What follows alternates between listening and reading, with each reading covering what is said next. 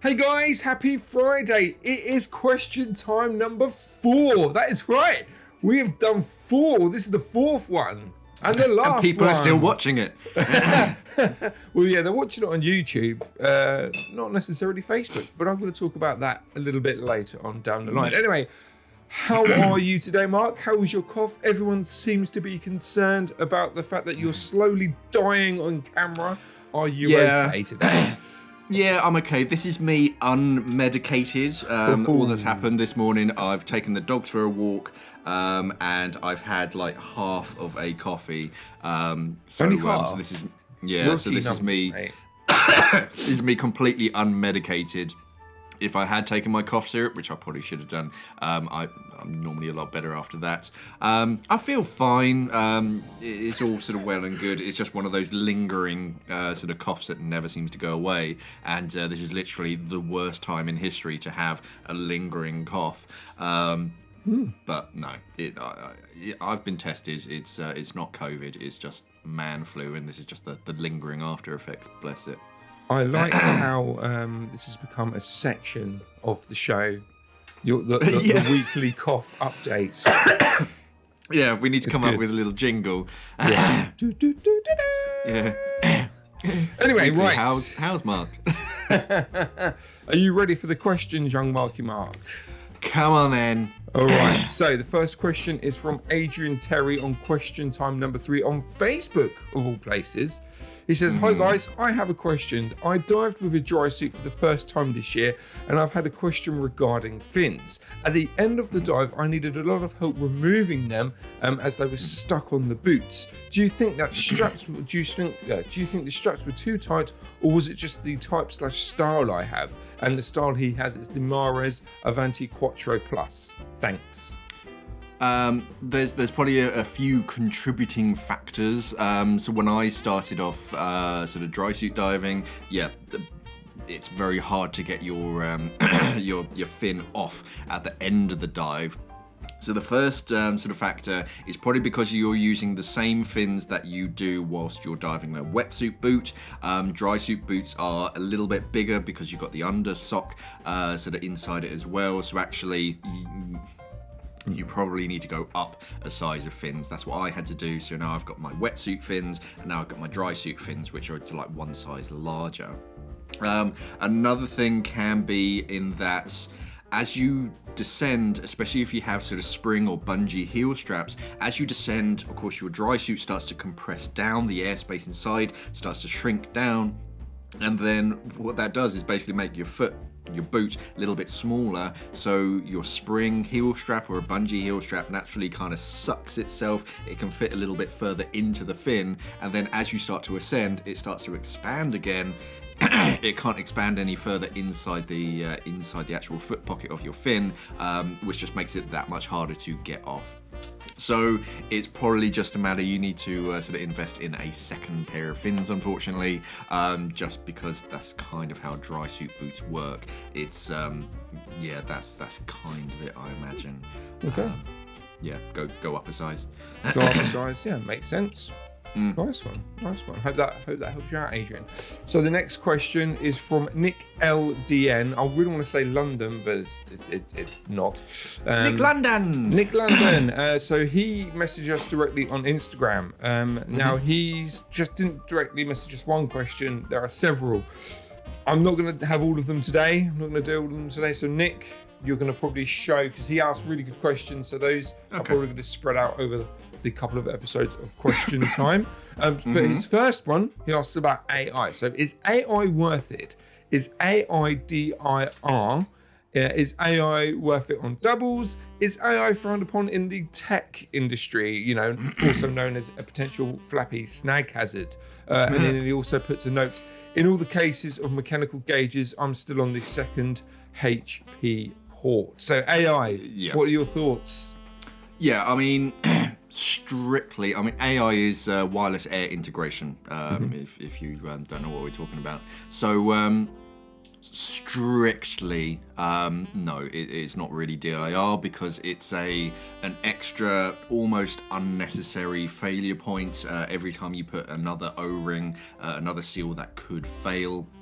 It's an added failure point, but I'm not averse to wireless air integration. I use it when I dive. It's very much, you can do whatever you want. Just because it isn't exactly DIR doesn't mean that it's wrong. It's just for the purists. They kind of frown upon it. But yeah, I'm quite happy sort of diving with a wireless air transmitter. It gives me sort of extra sort of fail safes because my dive computer is sort of analysing my breathing rate. It knows how much gas I got left, and it can act as a backup. So if I'm not paying attention, it will alert me if I suddenly drop a whole load of gas. Diving them on twins, yeah. I usually have one on my right post. Yeah. Are they flappy stack hazards? A little bit. If anything, I'll put mine on like a 6-inch, like 15-centimeter hose, just so that they're not so rigidly attached onto a first stage. So if it gets knocked, it's just going to kind of move and flex instead of bend and crack. But I mean, if you really want to go down the purest, the like minimal failure point route, then I've even heard of some divers not even diving with a pressure gauge because they know their sac rates so well, and they know basically, I know exactly how much gas is in that tank at the beginning of the dive. I know exactly how much gas I breathe at that given depth. So they don't even bother with a pressure gauge. But for me, no, if I can, I'll usually fit a transmitter just because it's a nicer way of diving, and it's a bit easier to sort of use it on my screen. And yeah, I'll always have that analog backup as well. So yeah, I wouldn't worry about it being sort of not DIR. It's just dive the way that you want to dive. Cool. Naked. Mm-hmm. Oh yeah. Oh, that's very interesting. And wait for one more of his questions next week, guys. Yes, there stay are tuned. several. Stay tuned for part 2. I hope that helps out. Anyway, so the next question is from DSD, or Downshift Dave. He left a question on how to make sure your fins fit. He goes, I'm ordering a pair online. I'm guessing this is just like he's ordering a pair of generic fins. If I'm a size 8 shoe, do I order a size 8 fin? The reason why I put this in there is because obviously, there is no size 8 fins, really, are there? I mean, well, in full foot fins, I imagine, is what he's sort of going on, but I can sort of extrapolate as well. Yes. So you were going to do that anyway. Yeah, if they're full foot fins, then yeah, and you're just wearing them barefoot, then yes, just go for your normal shoe size. If you're kind of in the middle, then go up a size, because you can always wear like an extra pair of socks. You don't want a pair of fins that are too snug. But if they're open heel fins are traditionally sized up as if you're wearing a pair of 5mm boots. So they allow for that. So if you are a size 8 and you are wearing 5mm boots, then yes, go for the size 8. A few sort of brands and manufacturers, they're starting to be a little more transparent. So they'll actually, instead of just being with a 5mm boots, they'll also size it up as if you're wearing sort of 3mm slippers and also big dry suit boots. So of course it shifts their size chart depending on what type of boot you're wearing. So that's quite handy. We used to try and do that as much as possible with the old Simply Scuba website. Yeah, it just makes your life a little bit easier. If you know what you're wearing, you can better kind of imagine. But if you are just looking at standard sort of size charts on a pair of fins, it'll be under the presumption that you're wearing a pair of 5mm boots, and that should fit you fine. Cool. I never even thought about that. That's really good, actually. Yeah, it makes a lot more sense to go around that way. Yeah, definitely. Cool, man. Oh, I hope that helps you out. Downshift Dave. Cool name. Cool name. So question number 4 is from Kevin Bruston. He answered this, or left this question on question time number 3. He says, hi guys, I'm currently working as an expat in the Middle East and have been lucky enough to get certified in the Red Sea. Awesome. Congratulations, man. However, I want to be able to continue this hobby when I return to the UK next year, hopefully at AOW or master level, and he has SSI certs, so not PADI, which is cool. What kinds of things do I need to consider to dive in the UK to start with, e.g. dry suit / other? What courses, changes to gear, diving in quarries for the first time instead of the ocean. So basically, yeah, he just wants some general help on going from warm water Red Sea to the wonderful, rather chilly, rather murky waters of the UK. Yeah, slightly different. Just a touch. So there's a few factors that change coming from the Red Sea to sort of British waters. The first one, obviously, as you mentioned, is the temperature. So in the summertime, you can get away with just a wetsuit. I'm perfectly fine just in a 5mm wetsuit in the summertime. But yes, you will need sort of more exposure protection. So ideally, try and aim for dry suit. And the other main one is visibility. So you've come from sort of the Red Sea where you can get 10, 20 meters of visibility easily, but sort of over here, you're almost kind of halving that. So it's a little bit different. You do have to pay a bit more attention, take things a bit more slowly, so that sort of any kind of buddy separation is going to be less of a big deal. You're going to turn around and you might not immediately see them.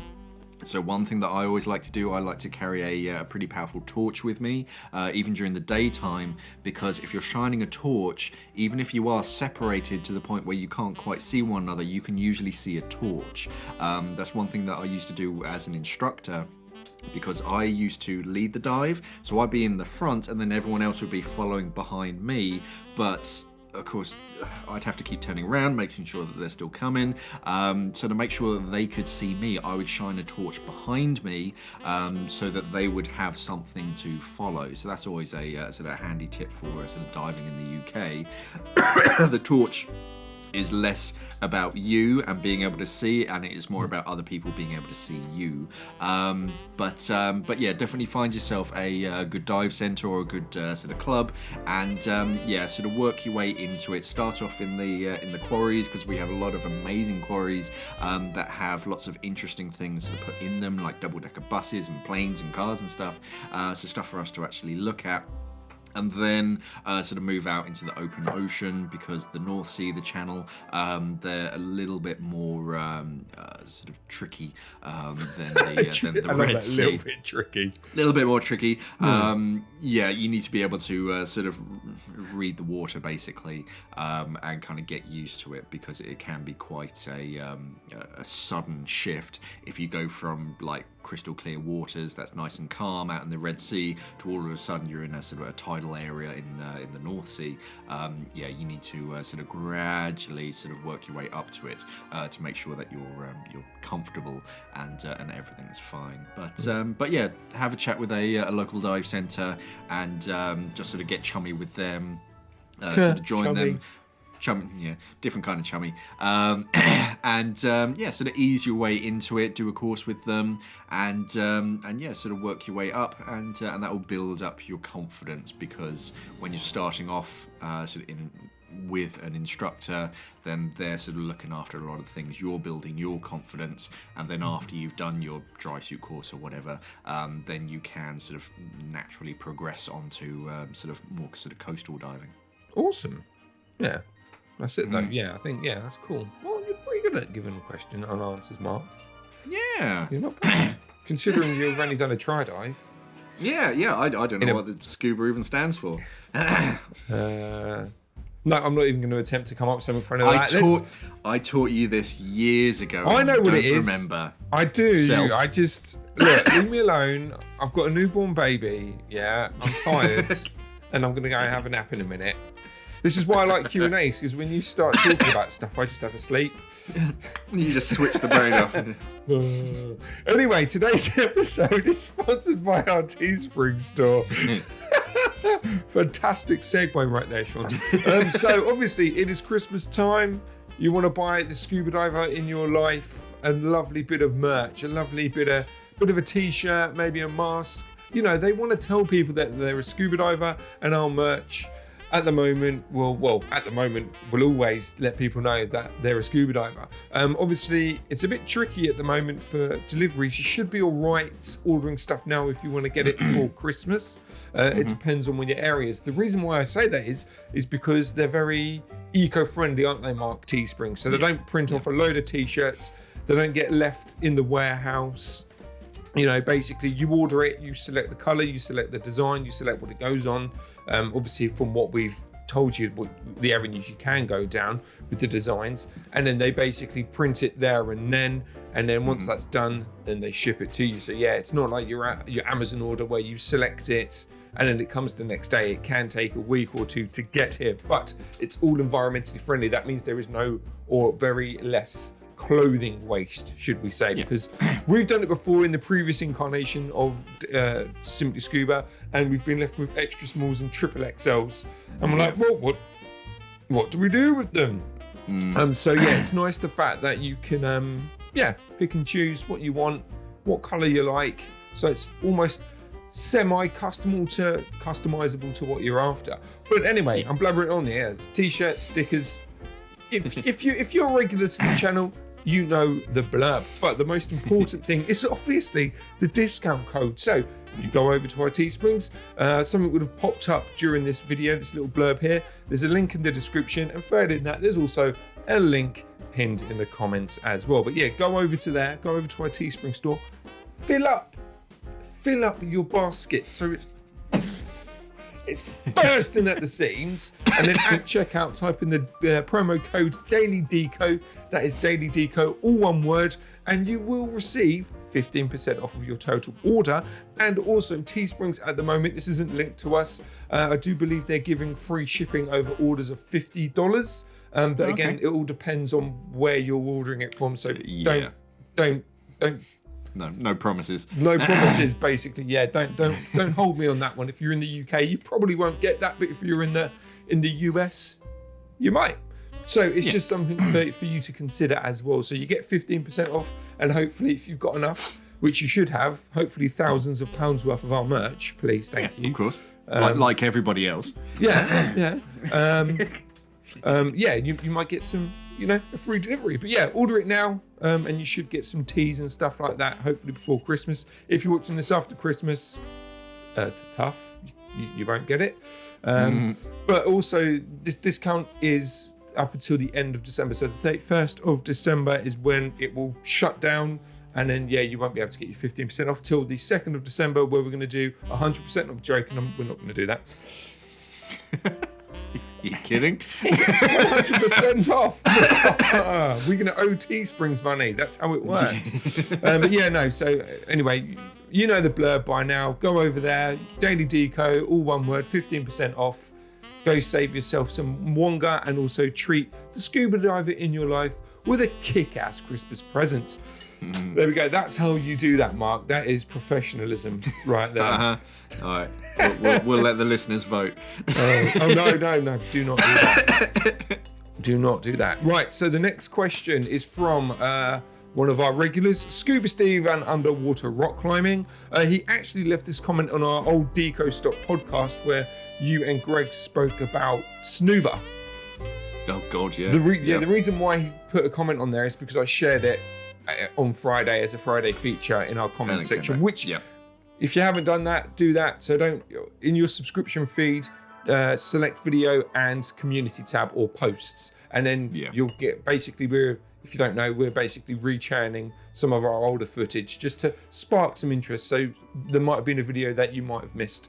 So in our community tab, every Friday, one of our older videos is going to go live in there. Anyway, I digress. Let's carry on. Because any recommendations on using a long hose with a full face mask? I was thinking along the lines of using a reg necklace with the long hose on the Octo.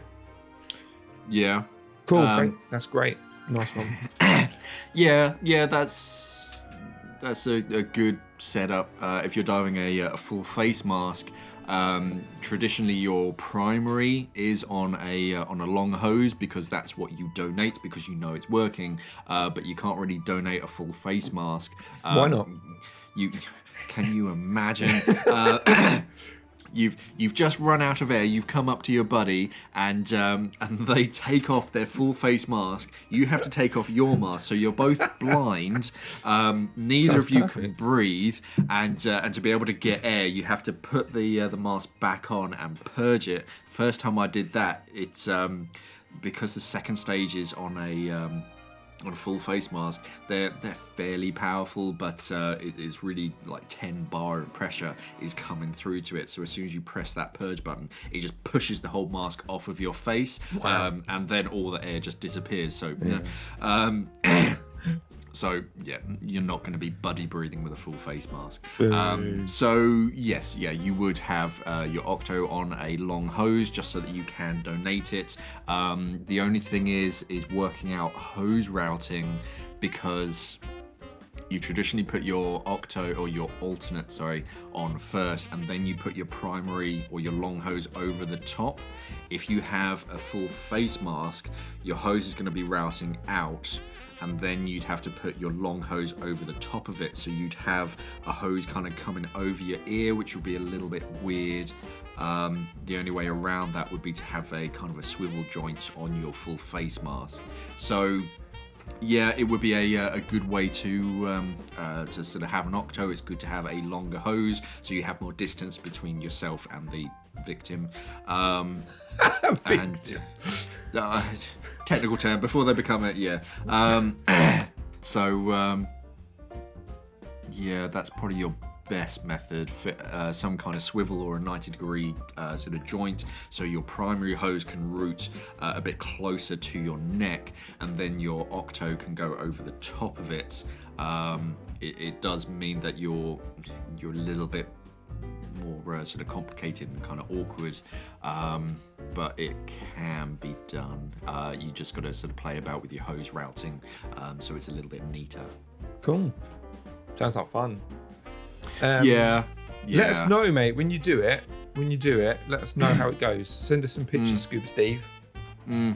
Yeah. Or Yeah, a video. Upload a video, and then we can share it. Maybe. Yeah. The alternate. No, you couldn't even put it on the other. No, never mind.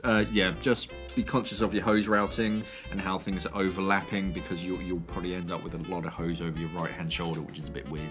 Well, you get those covers for the, when you like the back of the TV and you have all the cables and you cover over. Just get one of those. You put it over the hoses. It just makes it one cable big tidy. hose. Cable tidy. Yeah, I can see one problem with that. I can't see no problems. It's perfect. Don't listen to Mark. Listen to me. I'm the expert of nothing, and I'm pretty good at that. So, okay, cool. Yeah, all right. Do you want to add anything else to that, or no? That was a bit of a thinking one, wasn't it? It is kind of, you'd have to like physically do it and set it up and go, oh, okay, well, this is a little impractical, and I think the best option really is some kind of joint, and maybe even a quick release for when you're on the surface. Cool. Okay. So the next question is from Paul, one of our regulars. You could say his surname, I cannot, as he's established in the comments in previous videos. You said it perfectly last time, so I'm not going to. But Paul, we know who you are, Paul. We know who you are, and you know who you are. Paul. Anyway. Paul, hello. So he says, hi again, guys. What would you suggest for cleaning the external shell of our partially white BCD? My partner's BCD has white panels, and they've got a bit of organic growth on them, should we say? And I'd like to try them to return them to the original white if I can. Yeah, that was my very first reaction when Scuba Pro brought out a completely white wetsuit. Not a wetsuit. Yeah, it looked amazing, and then you kind of think about getting it into like British waters or like any kind of fresh water, and you're like, oh my god. I mean, if you use a decent like a BCD cleaner, a lot of those have a fungal side inside, so it can kills the kind of the fungus. So basically, Get some of that.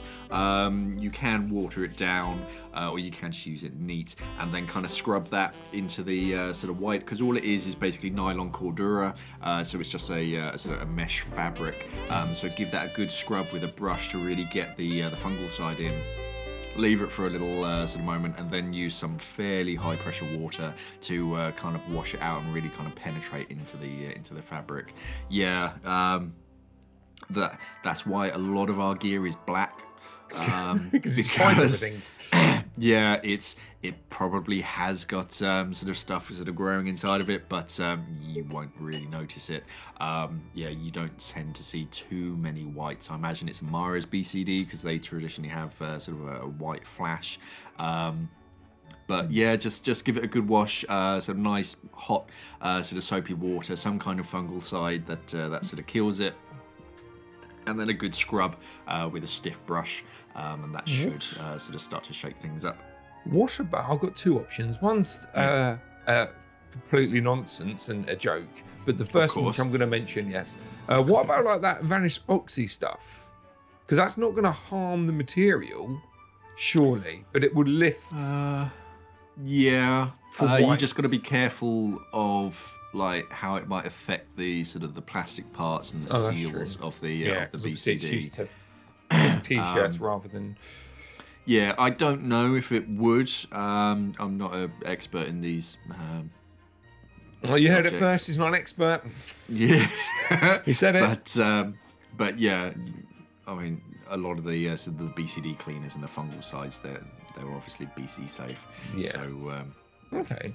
And my silly answer was just use some Tip-X. Just Tip-X over everything. yeah, just cover it up. Yeah. What's the worst that can happen? Oh wait, it could break off and leak into the ocean and kill something because it's toxic. Yeah, that was my main thought. Nah. Because I was reading a thing yesterday, and it was all about sort of personalising your gear and how a lot of people put sort of paint on their fins. But obviously, Lead-based, hopefully. as it bends and flecks, obviously the paint just kind of like Comes flecks off. off, and then that enters the marine ecosystem. So Fun times. Okay, so hopefully that, yeah. So BCD cleaner. If you guys have got any other tips about removing or help cleaning whites, BCDs and stuff, please pop them in the comments below. So the next question is from Mark Gardner. He left this question on question time number 3. He goes, great stuff as always. Can I ask, is there a difference between the Oceanic, Aqualung and the sheer water AI pods, except the price? And are there any other brands that would also link up with the awesome Terry that you would recommend? I mean, you pretty much hit the nail on the head. Other than the price, the name on the outside will be different. It's mainly because, there's a company called Pelagic who make a lot of the sort of dive computers and sort of wireless air transmitters, and they used to be owned by American Underwater Products (AUP), who used to own Oceanic and Hollis and Aeris and a few other brands. They sold their brands for whatever reason. And Pelagic went to Aqualung. Aqualung bought them, and Oceanic and Hollis, they went to Hewish, who are sort of Atomic and sort of Bear and Eagle and whatnot. But Pelagic make the transmitters for Oceanic dive computers, Aqualung dive computers, but they also make them for sheer water. Sheer water, instead of doing all the R&D and all the sort of building and all that kind of stuff to sort of make their own transmitter, I imagine they just kind of went, hey, can we just buy like the technology that you've created? And Pelagic just went, yeah, so that's fine. And they basically make sheer water transmitters, so they will all work with sheer water. I don't know if there are any other brands that, I mean, imagine that there might be sort of other brands that use Pelagic transmitters, but at the moment Aqualung are probably going to be the cheapest because they own Pelagic, so they have the sort of the neatest margin. But yeah, any Pelagic made transmitter should work with a sheer water. But yeah, I imagine at the moment and going forwards, aqualung are probably going to be the cheapest because they own pelagic. Yeah, makes sense. Yeah, they can afford to make it be a little bit cheaper because they haven't sold it to someone else, and then they obviously, you know, they're going to want to, like Shearwater, they're going to want to make a little margin, aren't they, on the side? Otherwise, they wouldn't really do it at the end of the day, because you know, even though you know they're a retailer at the heart, you know, they've got to make money. So that's cool though. The fact that it all comes from one place. That is very interesting, but it also proves how good and reliable that system is, that no one's gone, oh, I can just do it myself. I do like it because it's unlike some others that work on sort of a variety of different frequencies. The pelagic transmitter is a sort of a permanent pairing. So you basically type in the serial number of your transmitter into your dive computer, and then that will be the only transmitter it ever talks to. So you don't have to, at the beginning of a dive trip, you don't have to repair it and try and sort of do that pairing technique every single time. It's you set it up at the beginning of its life, and then that's it. So it's a very neat and tidy and efficient way of sort of pairing a transmitter. Sounds cool, man. All right, so on to the next question. It's from Nahal Gomel. Apologies if I butchered that. He goes, hello there. And I really want to go, General Kenobi. General Kenobi. I got it this week. Yes. Anyway, I have a question for Mark. Cheers, mate. Like you too. But before I ask, I want to thank you guys for all the great videos over the years. So you're welcome, man. We've just done it for you, no one else. Yeah. Glad you noticed. No one else can watch these. Anyway, he literally says, anyway, I live in Israel and I know I want to learn commercial diving, but there isn't any option here. So do you have any advice on learning in the UK, or even a specific recommended school? So he wants to go to commercial diving. I know we do have that one commercial diving video that would have just popped up here. That gets watched that is one of our most popular videos from the old Simply that's still watched today. It's ridiculous. Wow. I have told you several times, Mark, we need to do follow-up videos on it. I'm playing up for the camera. Anyway, sorry. Carry on, Mark. I'm going to shut up. Commercial diving. There are a few schools sort of in the UK. I think Fort William has gone. No, I think I read that a while ago. Oh, someone bought them out. It went into bankruptcy, and then I believe someone's bought them, so they're there. Okay. Don't hold me to it. I'll put a note on the thing now. If it's up and it's live, someone's going up saying he's correct. But because it did go under. Yeah. I mean, my buddy Dave, he did his course in South Africa, and that was quite a good place to learn. But it's I don't know of any one particular sort of dive school that's specifically the best. But as long as it's got all its like sort of HSE accreditations and all that kind of stuff, then they're all sort of pretty good. You want something that will put you through your paces. It's not like your standard PADI course. It's not kind of, you should really do it this way. They're a bit more, nah, you daft idiot, why didn't you do it like that? So they're a bit more straightforward. But if you can do it sort of here in the UK, because they will be in like terrible conditions. If you can do sort of commercial diving here, you can probably do it anywhere. The main thing is even after you've got your accreditation, that's when the real work begins. You have to beg, borrow, and steal, and do whatever you can to get in the door, because there aren't that many sort of commercial diving positions just open. There are a lot of commercial divers out there, so you really have to stand above the rest. I heard a story of one guy, he did his sort of commercial course, and he got the ticket, but then he was like really lackluster. He got a position on a job through sort of friends and whatnot, and they said like, oh yeah, we'll get this guy in. He turned up like a day late with like the wrong gear and all that kind of stuff. So you really need to sort of stand above and sort of go sort of beyond to really kind of cement yourself and get your name out there, and then it's just a matter of sort of building up your certs so you can do more and more, and you're a better diver for that company, and they're going to go, oh yeah, I do kind of want to get this guy. But yeah, no, commercial diving is sort of where you're going to get the big bucks if you're sort of going in it for that. But yeah, be expected to do stuff other than diving as well. You're going to be sort of helping out, doing some basic stuff, like making lunch. Kind of, yeah. I mean, the stories that I hear from offshore, you're just doing a lot of sort of deckhand work and all that kind of stuff because you're not diving. But yeah, you still have to sort of help out and do stuff. That's the thing, though. If you've got to do that, you've got to do that. It makes sense, especially with that. If you get a job, if you get a ticket with the company and they like you and they keep hiring you, you're basically laughing because it's big bucks. Obviously, it's a serious job. But it's like, if you want to be the hardcorest diver in the world, one of those, becoming a commercial diver is one of those tiers, isn't it, Mark? Yeah, definitely. It's another level. It's nothing like sort of recreational diving. You're there to do a job, and eventually you might be replaced by an ROV. Oh, don't say that. Oh, it's the biggest sort of projected sort of area of expansion. So yeah, if you've got an engineering background, then yeah, get into sort of ROVs because big bucks. We'll be going in that direction soon. There we go. So ROV. So if you could fly a drone, you could do an ROV.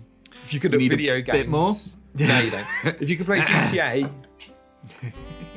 if you can manhandle the submarine in GTA 5, you can have it's exactly the same. It's exactly the same thing. Cool, man. Any commercial divers that are watching, obviously not to poo-poo on what Mark said, but if you have any other thoughts, other things that Mark hasn't suggested, again, pop them down in the comments, and then hopefully we can help this chap out with any other things. Now, normally, Mark, we end the show there, but I have a bonus question. Cool. Ding, ding, ding, ding, ding. Bonus round. So this bonus question is from Gemma Johnson. She sounds really cool. I wonder who that is. Yeah, I've heard that name before. Yeah, sounds really familiar. Anyway, she left a question on question time number 3 on Facebook, and she says, Mark, are you drinking from a jam jar? No. And this isn't the only question. She's obviously commented on this. One of the first decos, or one of the first question times that we had is like, is he drinking from a jam jar? No. I take the second R of the 3 R's very sort of importantly, reduce, reuse, and recycle. So yeah, this is just an old jar from I think some kind of source, and it's a decent size. I think it's like a pint. So it's a nice size, and it's sturdy glass. It does everything that I need to. Obviously, they don't come out when guests come round. Well, why do I get it? That's what I get when I come round. I get the dog bowl. Is it straw, Sean? Yeah, I know. I rinse it off before I give it back to Rupert. Oh, dear.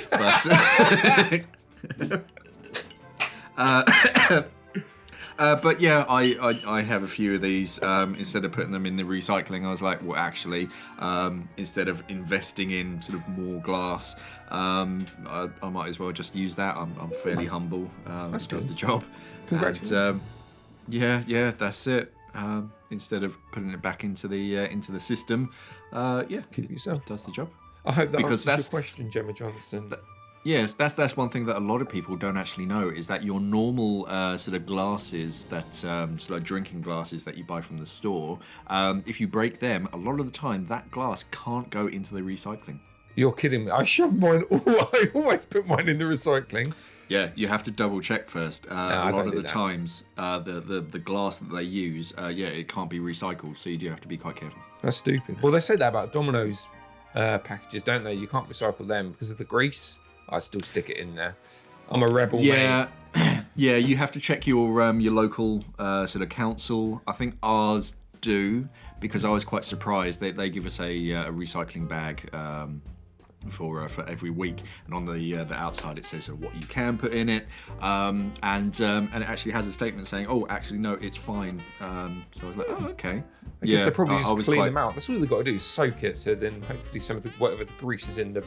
Yeah, but it's more work. I think I still separate it anyway because I don't quite trust it. But yeah, it's quite hard, especially with our council, because I look through stuff and a few things, and it says, you can recycle this, but only in certain areas. So I go on my council's sort of website, and it's rubbish. It just says, oh yeah, you can sort of recycle plastic, and you're like, what type? Yes, but which plastics? What they need is this is why a lot of people don't sort of recycle, because it's too darn complicated.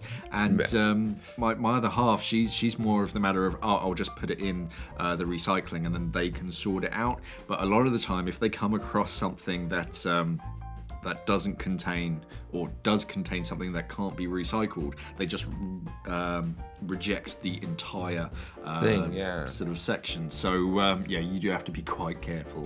What's up with the plastics? So you can do normal recycling, then you get obviously the plastics for, like, I get a lot of corn products, so you can recycle the plastic that comes in there, but that's got to be put in the same recycling as carrier bags. And then obviously I buy a lot of Jaffa cakes, but the plastic in that the Jaffa cakes come in, it's recyclable, but you have to go to a third party. Yes. And I'm like, oh my, this is like, it's just, Yeah, there's like TerraCycle or something. Yeah, that's it. And that's it. And you're like, well, you're making it hard. You need to make it a lot easier than this. And another one that gets me is on sort of a lot of plastic containers. The container itself is recyclable, but the film on the top isn't. So you have to separate that and throw that. And recycling isn't as easy as it should be. Cool. Anyway, well, I hope that answers your question, Jammy Johnson. Yeah, no, it's not jam jar. It'll be a massive jam jar. I've never seen jam in this sort of quantity. It's. Well, I'm going to do it. I'm going to start doing that. My can of WD-40 runs out soon. I'll top the chop off, give it a rinse. That'd be nice. Oh, it's got really, really sharp edges. My mouth will cut out. But my drink will just roll down because it's all nice and lubed. It'll just roll down into my stomach and then kill me. That's why they used to use mercury to cure constipation, because they thought, it's a heavy metal, it will push everything down through the system. Yeah. What'll be wrong with that? Cool. So that's the questions. I hope that's answered everyone's questions. There is a little bit of blurb that I'm going to talk about before we end the show. And that's basically, this is going to be the last time that you will see a daily Deco on Facebook. Cool. So when we restructured, obviously Facebook, it was working really, really well when obviously we went on YouTube. Then Daily Deco went back on YouTube. I also then changed the times from the 10 o'clock slot to the 7 a.m. slot. That wasn't working. So then on Facebook, obviously on YouTube is absolutely fine. It's actually gone a lot better since we've gone back to our old Daily Scuba News kind of time slot, which is really cool. So then I put it back at 10 a.m. on Facebook. The views looked like they were going up. I was like, excellent, this is great. And then at middle of this week or last week, I looked at the analytics, and even though it says, this video's had, say, 800 views, fantastic. It's had 800 3-second views. You're like, how many people have watched it for more than a minute? 3. You're like, no. Okay. I think we're gonna nip this in the bud. I think it worked really well when we weren't uploading to YouTube, but now I don't think this show works well, unfortunately, on Facebook. Obviously, we're still going to be releasing videos every Thursday on Facebook. So we have a little section, I try and do a series of videos that we've filmed in the past, re-edited them, and then re-uploaded them to Facebook. So at the moment, it's our old Ghost Wreck files.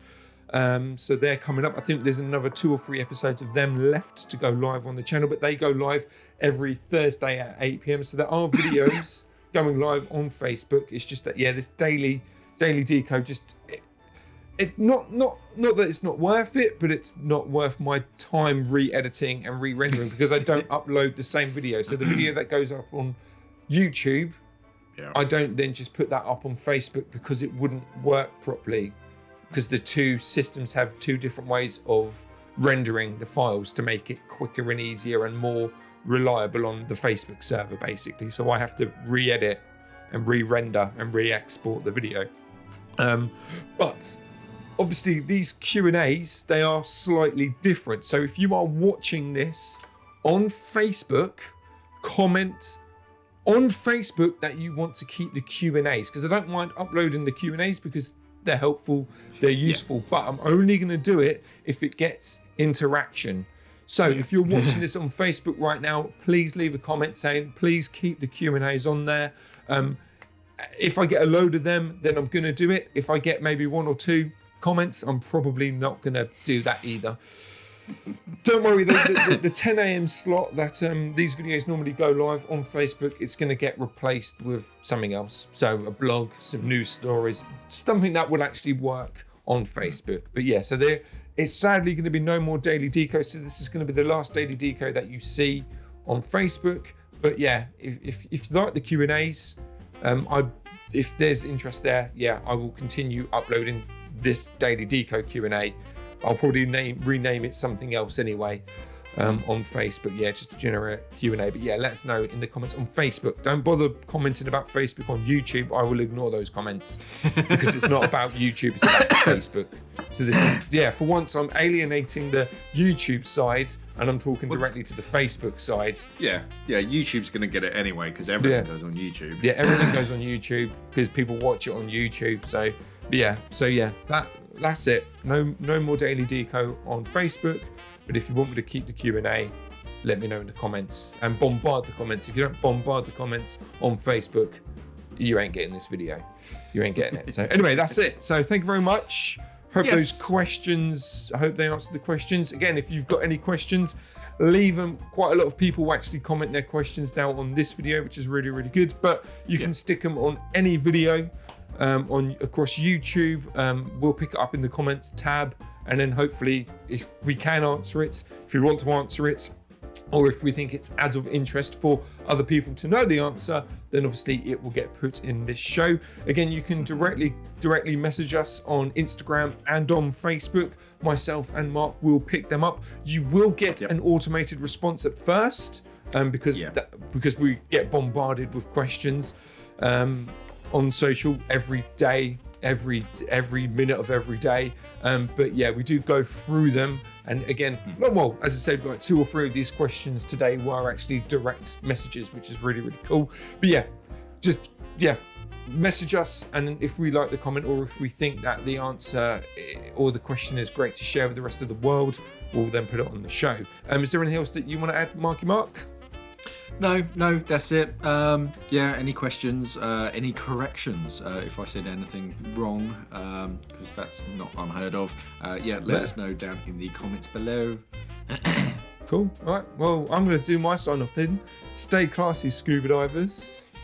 Thank you for watching, everybody, and safe diving. It feels weird when it's that way. It should be the other way. It's like when you end a phone call and you end it after someone says something. So if you're both that person, it gets kind of awkward. Thanks for watching and safe diving. Yeah, stay classy, scuba divers.